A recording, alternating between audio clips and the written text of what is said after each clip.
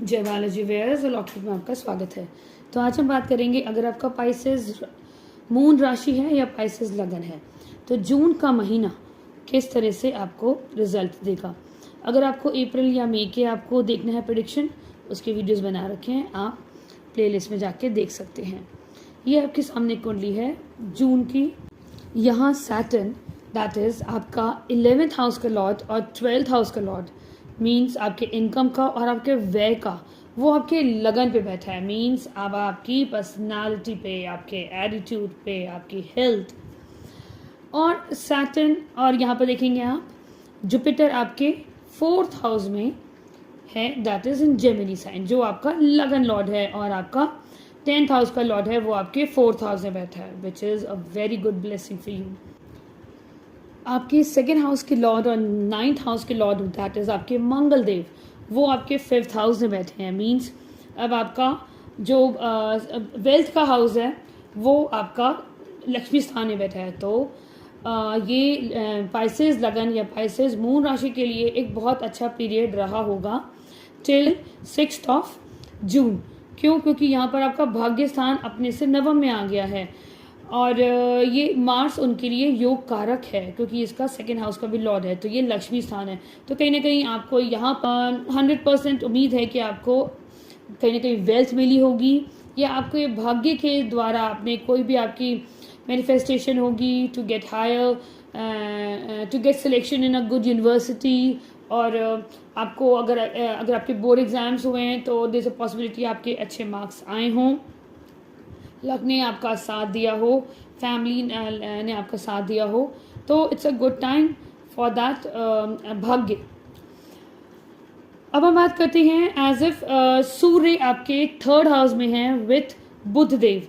सूर्य यहाँ पर हैं आपके 6th हाउस के लॉर्ड जो पराक्रम के भाव में बैठे हैं, और बुध देव आपके 4th हाउस के लॉर्ड 7th हाउस के लॉर्ड हैं। तो सूर्य देव जब पराक्रम में आके बैठ गए तो कहीं ना कहीं आपके अंदर पराक्रम जगा दिया, कहीं ना कहीं आपके अंदर एक कॉन्फिडेंस आ गया कि अपने अपने कॉम्पिटिटर्स को अपने कॉन्फिडेंस से, अपने व्यक्तित्व से, अपनी बोल्डनेस से, कहते हैं ना, अपने बोल्डनेस से कंपटीशन को अच्छे से डेल्ट किया है विथ योर स्ट्रॉन्ग डिटर्मिनेशन। तो कहीं ना कहीं आप अपने कॉम्पिटिटर्स, अपने रोग रिपुण के ऊपर, या किसी तरह की बीमारी भी हुई हो तो आपने हार नहीं मानी और कहीं ना कहीं कोई सोल्यूशन ढूंढा है। बुद्धि का ग्रह है आपके बुध देव, आपके कंफर्ट के हाउस से 12th हाउस में है, तो कहीं ना कहीं आप भाग दौड़ में रहे हैं, तो आपने पराक्रम दिखाया, तो ऑब्वियसली कहीं ना कहीं लॉस ऑफ योर कंफर्ट दिख रहा है। बट ये भी बताता है कि स्पाउस को भी एक अच्छा पीरियड रहा है इन द प्रोफेशनल फ्रंट। उनके भी उनको हाई अथॉरिटी से सपोर्ट मिला है, या हाई अथॉरिटी से उनके काम को रिकग्निशन मिली है। हम ये भी देखेंगे कि आफ्टर 15th जून आपके जो सूर्य देव हैं वो आपके 4th हाउस में आ जाएंगे। मरकुरी देव बुध देव आपके 4th हाउस में आ जाएंगे ऑन 6 जून। तो यहाँ पर ऑलरेडी जुपिटर हैं। 4th house is the house of comfort and your mother, तो देयर इज अ पॉसिबिलिटी आपका घर का जो स्ट्रक्चर है, घर का स्टेटस बढ़ा दे, आप बड़े घर में शिफ्ट हो जाएं, या आपके घर का जो कंफर्ट लेवल बढ़ जाएगा। बट जस्ट बिकॉज यहाँ पर सूर्य है, तो सूर्य एक उग्र भी है और 6th हाउस की लॉर्डशिप लेके चल रहा है, तो यहाँ पर हो सकता है आपकी मदर के नेचर में कहीं ना कहीं एक प्राइड दिख रहा होगी ना। कहते हैं ना, जब हमें कभी कभी जब हमें अपनी लाइफ में कंफर्ट मिलते हैं या हमारा स्टेटस बढ़ जाता है तो वो हमारे अंदर एक सेल्फ प्राइड आ जाता है, तो वो हो सकता है आपकी मदर में भी वो सेल्फ प्राइड दिख रहा हो। यार हम ये भी कहेंगे कि कहीं ना कहीं आपके घर में छोटे मोटे ईगो को लेके ईगो क्लैशेस आपकी मदर में या आपके घर में दिखेंगे। यहाँ पर वीनस जो आपके 8th हाउस का लॉर्ड है और 3rd हाउस का लॉर्ड है 2nd हाउस में, तो यहाँ पर 8th हाउस का लॉर्ड जहाँ भी जाता है वहाँ पर हमें प्रॉब्लम देता है उस घर से। तो यहाँ पर कहीं ना कहीं आपके फैमिली, आपके कुटुंब को दिखाता है, तो हो सकता है आपके कुटुंब में कुछ ना कुछ प्रॉब्लम्स देख सकते हैं related to money, related to the relationship, क्योंकि वीनस यहाँ पर एक अष्टम भाव को लेके चल रहा है और 3rd हाउस को 5वें स्थान। तो जहाँ भी वीनस की जब भी दशा अंत दशा होगी और जहाँ भी वीनस जाएगा, दो वीनस शुक्र एक बहुत ही सौम्य प्लैनेट हैं और हमारी वैभवता, मेटेरियलिस्टिक डिजायर्स, हमारी खुशी का कारक है। बट पाइसेस लगन और पाइसेस मून के लिए वीनस अगर बहुत प्रबल है तो कहीं ना कहीं वो आपकी लाइफ में स्ट्रगल्स ज़्यादा ऐड करेगा। तो यहाँ पर वेल्थ कमाने में आपको दिक्कत आ सकती है, या फैमिली में कुछ ना कुछ वाद विवाद, कुछ ना कुछ मतलब को कॉन्फ्लिक्ट्स है कह सकते हैं। फैमिली, अगर आप जॉइंट फैमिली में रहते हैं तो आप हो सकता है आप न्यूक्लियर फैमिली में शिफ्ट हो जाएं, तो थोड़ा बहुत आपको प्रॉब्लम दिखेगी। अब हम बात करते हैं सैटर्न, जो सबसे इंपॉर्टेंट है, जो आपके लगन में बैठे हैं। तो सैटर्न ने आपकी लाइफ में कहीं ना कहीं स्लोनेस दे दी। आप एक वेरी इमेजिनेटिव, क्रिएटिव एंड अपनी स्पीड से चलने वाले, अपनी इमेजिनेशन से, अपने कंफर्ट से चलने वाले लोग हैं, पाइसेस लोग।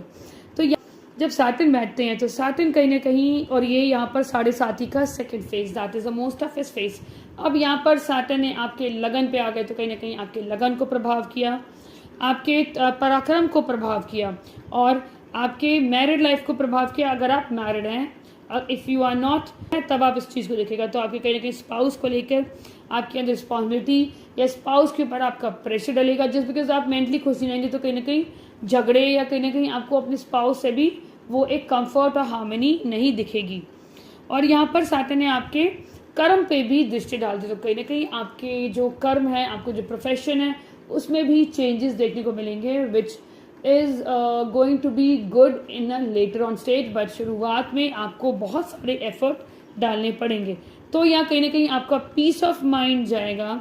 अब आपको परिश्रम करना पड़ेगा कि अपनी हेल्थ का भी ध्यान रखना है, और साथ साथ आपको परिश्रम करना है, अपनी बॉडी को मूवमेंट में लाना है, अपनी बॉडी को फिट रखना है। और मतलब कुछ भी अचीव करने के लिए आपको बहुत पराक्रम करना पड़ेगा। अब मतलब आपको अब वर्क हार्ड करना पड़ेगा, भाग दौड़ करनी ही पड़ेगी। और यहाँ पर आपके थर्ड हाउस को भी उसने एक्टिवेट कर दिया, तो कहीं ना कहीं आपके जो छोटे भाई बहन हैं, या आपके कम्युनिकेशन में भी कहीं ना कहीं आपको अपनी कम्युनिकेशन या छोटे भाई बहनों के साथ भी आपके जो संबंध होंगे उसमें आपको बहुत एफर्ट डालना पड़ेगा, मेहनत करनी पड़ेगी। दे आर चांसेस आपके छोटे भाई बहन इस टाइम पे हो सकता है वो आपसे बहुत अच्छे रिलेशन में ना हो, बट फिर भी आपको वहाँ पर सारा एफर्ट डालना पड़ेगा। और आपको अपने कर्म को सुधारने के लिए, अपने लाइफ में कोई भी आपका गोल है उसे अचीव करने के लिए सैटर्न आपको बहुत हार्ड वर्क कराएगा। तो कहीं ना कहीं आपकी ओवरऑल पर्सनालिटी में चेंजेस होने के चांसेस हैं। हम यहाँ पर मार्स जब आपके 5th हाउस में बैठा रहेगा टिल 6 जून तक, तो आपके लिए कंफर्टेबल साइन है वो कि मार्स आपके लिए योग कारक है। दो हो सकता है 5th हाउस की चीज़ों को इफेक्ट करे, लाइक हो सकता है अगर आप मैरिड हैं, आपके बच्चे हैं, तो बच्चों के साथ थोड़ा बहुत आप डोमिनेटिंग हो जाओ, वो आप बताओ कि उन्हें क्या करना है क्या नहीं करना, रेदर देन आप उनसे पूछो कि what they want to take, what options they want to take, what kind of career they want to opt for. तो आप थोड़े डोमिनेटिंग हो जाओगे। But if you are a kid then also आपके लिए फॉर स्टडीज़ के लिए it is not a bad period, it is a good period. And आपके कहीं ना कहीं इफ़ यू आर वर्किंग, आपको कहीं ना कहीं अनएक्सपेक्टेड गेन्स हो सकते हैं।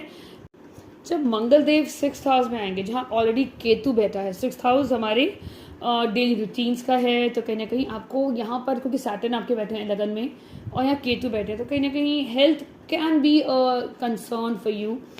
आप हेल्थ को लेके थोड़ा बहुत प्रॉब्लम में आएंगे। बट मार्स और केतु, मार्स जस्ट बिकॉज आपके लिए योग कारक है, तो कहीं ना कहीं मार्स आपके अंदर एग्रेशन तो जगाएगा।